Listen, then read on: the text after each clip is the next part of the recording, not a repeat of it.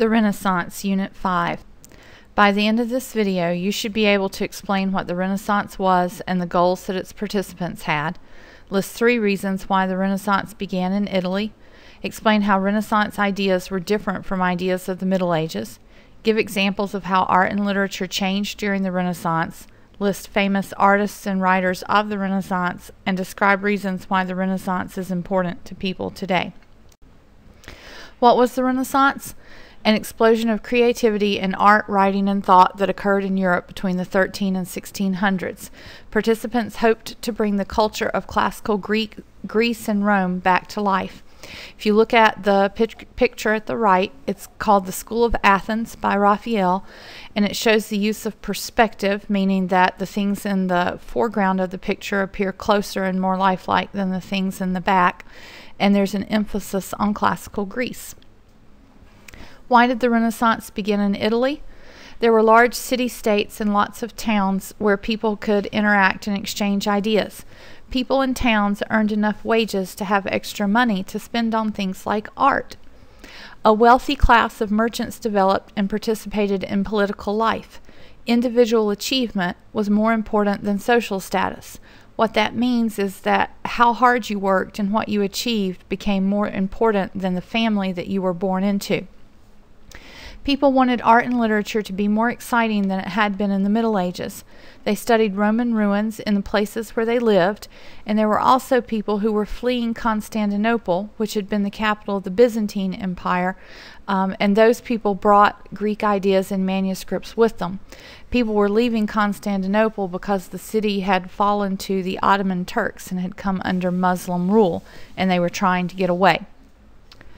Renaissance ideas. Humanism focused on the individual rather than church doctrine, and emphasized what humans were capable of achieving, as well as finding truth in classical ideas. The Middle Ages had promoted the idea of making personal sacrifices to serve God. Humanism taught people that they could enjoy life without offending God.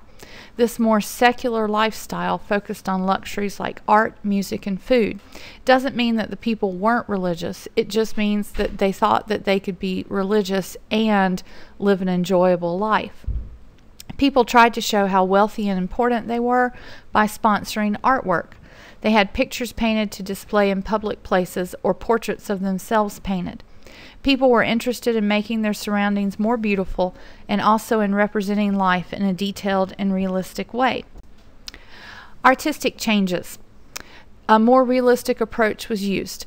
The idea behind artwork, whether it were paintings or sculptures, was to show what was unique or distinctive about each person. There was an emphasis on details that showed how things worked, including the human body. The use of perspective, which enabled them to create a three-dimensional effect on a flat surface, and the use of oil paints, which created richer colors and more realistic details. The most famous artists of the period included Michelangelo, Donatello, Leonardo da Vinci, and Raphael. Literary changes. Writers used vernacular or everyday language to create stories that were realistic and emphasized self-expression and individuality. Some writers criticized the church and wondered why the church did not inspire people to live better lives. Writers also promoted education for both boys and girls. The most important change was the invention of the printing press in 1440 by Johann Gutenberg. It allowed books to be printed faster and more cheaply.